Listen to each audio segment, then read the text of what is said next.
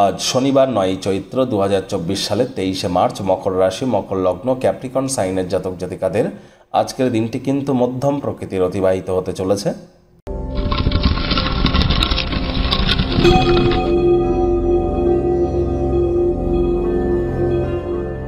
ভিডিওটির শুরুতেই স্ক্রিনে আপনারা দেখতে পাচ্ছেন শনিদেবের প্রণাম মন্ত্র।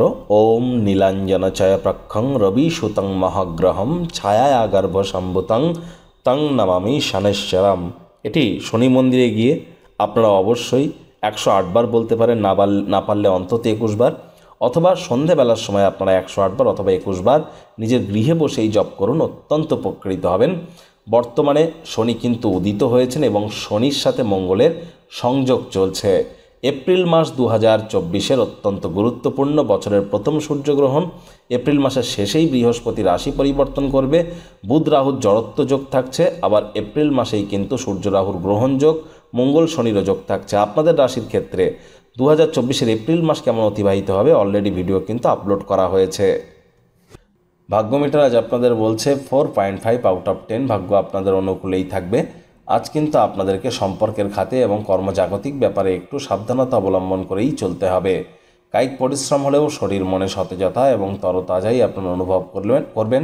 দীর্ঘদিনের পুরনো রোগশোক থেকেও মুক্তি পেতে পারেন, পরিত্রাণ পেতে পারেন।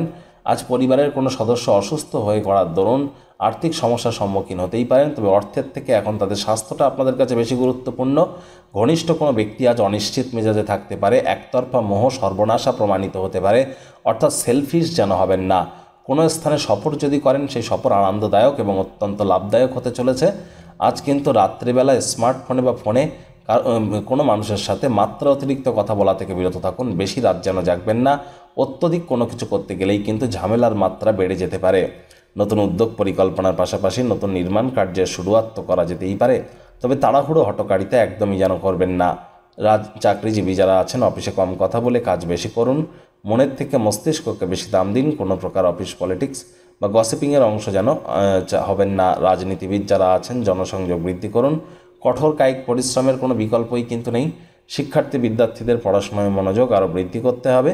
উচ্চশিক্ষার জন্য যারা বিদেশ যাত্রার কথা ভাবছিলেন, ভাগ্যদেবী আজ আপনাদের পক্ষেই আছেন। আজ আপনাদের সন্ততি থেকে থাকলে তারা তাদের কৃতিত্বের দ্বারা আপনাদেরকে গর্বিত অনুভব করাবে। প্রেমিক প্রেমিকা, স্বামী স্ত্রী উভয়ের ক্ষেত্রেই বলবো দিনটিকে যতটা সম্ভব রোম্যান্টিক করে তোলা যায় সেই প্রচেষ্টাই করুন। সন্দেহবাতিক যেন হবেন না।